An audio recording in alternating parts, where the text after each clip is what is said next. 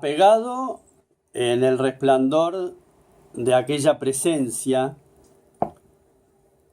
que estuvo marcada como presencia y que deja la estela luminosa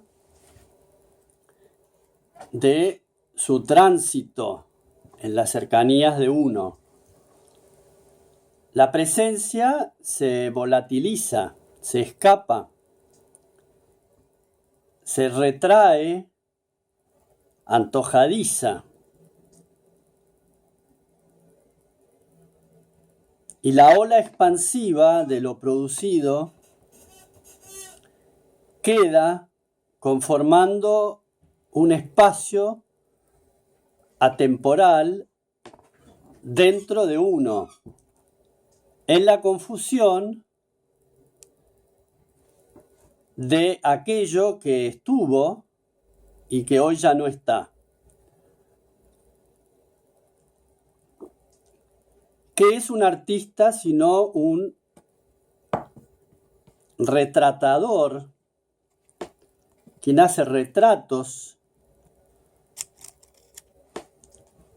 de su propia existencia? ¿Qué retrata un artista? Retrata aquello que se le escapa, aquello que se vuela, que se desintegra entre sus propias manos. ¿Qué valor tiene la presencia, la existencia de un otro, si el acto irremediable de la ausencia forma parte de esa misma presencia? Sin embargo, como artista, yo puedo demarcar, generar un lineamiento mientras dura la existencia, comprendiendo la producción de ese vacío posterior. El vacío posterior es producto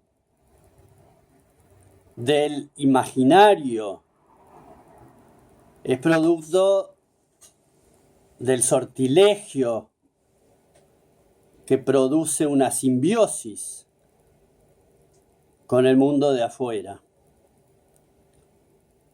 Pero ese mundo interno, ese mundo de adentro, que escapa de la norma, que ahuyenta los espíritus de lo establecido. ¿Por qué lo haría? ¿Por qué construir un aseveramiento ideal? ¿Por qué conservar intacto el modo de realizar una obra que, si bien tiene la magnitud de la materia, lleva adentro lo efímero del espíritu?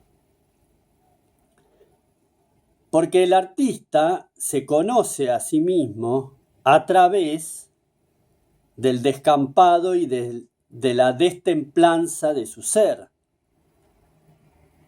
La generación de una obra, el estímulo proveniente de lo insatisfecho,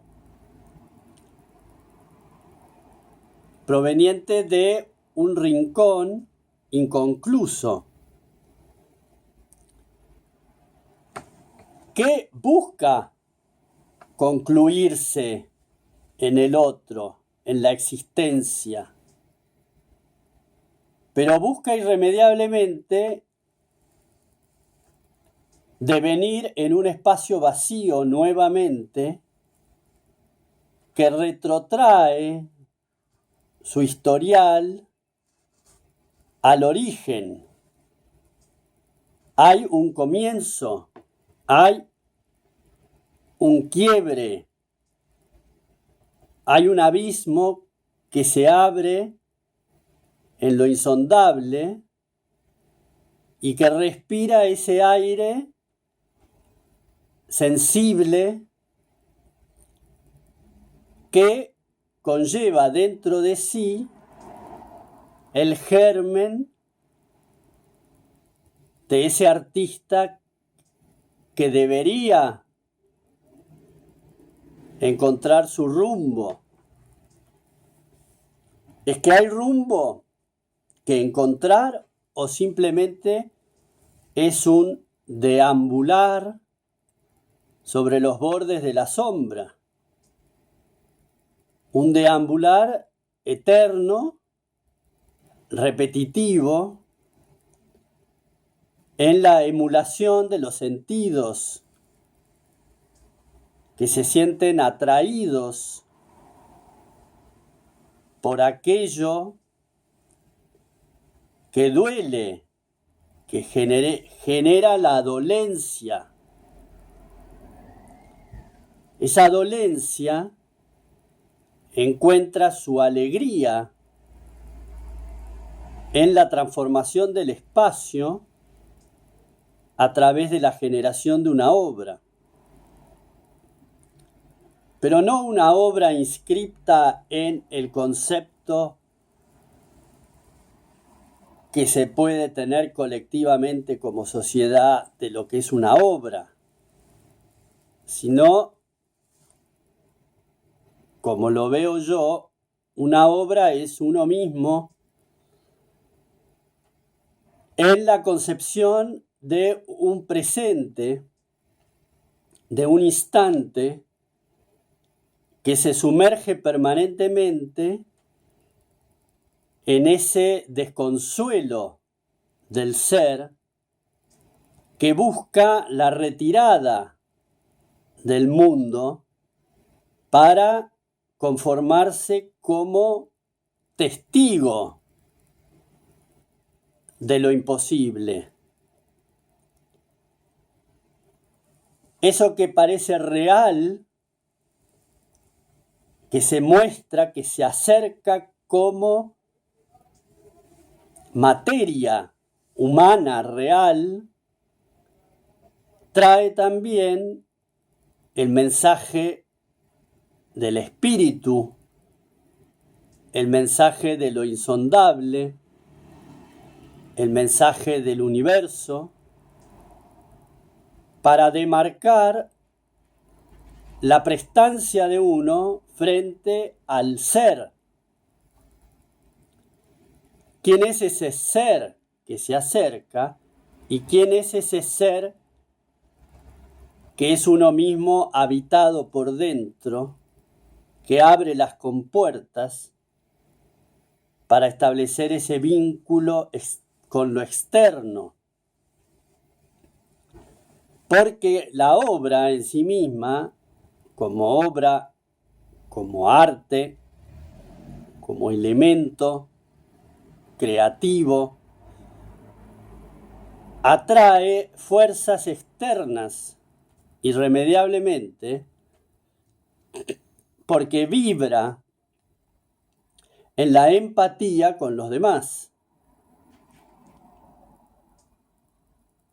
La sensibilidad o la hipersensibilidad o la hipersensibilidad en realidad es un camino a la herida. La herida como testigo, como testimonio de una marca, de una huella, de una demarcación de la personalidad en su sin rumbo, en su apariencia de ruta que se desconoce a sí misma en el tránsito hacia lo imposible. Esa empatía momentánea, fugaz, etérea, echa raíces en cuanto a la sintonía. raíces que extraen un concepto primario de felicidad, de atributos de plenitud. Y el artista, observador de su propio pelambre, observador de su propia magnitud, osadía de pretender aquello que se escurre nuevamente entre sus manos. Un instante fugaz, una fugacidad de lo eterno que repercute en la añoranza, que se muestra como receptáculo de aquello externo basado en las leyes de atracción, de cuerpos, de materias, de células, de moléculas, de pensamientos, ilusiones, que se atraen y se repelen, generando una tensión que finalmente, llevada al extremo, produce un colapso de lo racional, avisorando el exterminio de aquello que era una ilusión mental para transformarlo en una espiral hacia la creación. El acto creativo como sustituto de aquello otro que parece conformarse en el plano de lo existente. El hecho creativo como lo irreal que aparece detrás de la escena, meticulosamente dispuesto para elaborar un duelo sobre aquello que era factible y que se conformaba simplemente como una esencia estimulante para la posible ejecución de una obra que demuestre su gallardía frente al vacío. Por eso la espiral, el sentido laberíntico del ser, que regresa a su fuente, exponiendo de sí mismo para la comprensión de los hechos que acarrean la voluntad de los otros, de ese afuera, el afuera como testimonio del adentro y el adentro como espejo de aquello que circula en las cercanías. La cercanía y la lejanía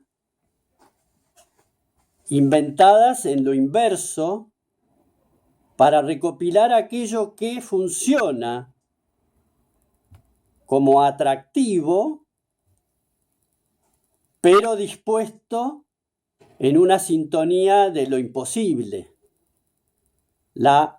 El germen de lo no posible hace posible la ejecución de un estímulo creador en reemplazo de aquello que no es, la construcción de una idealización fantástica a través de la obra sobre los restos del ayer.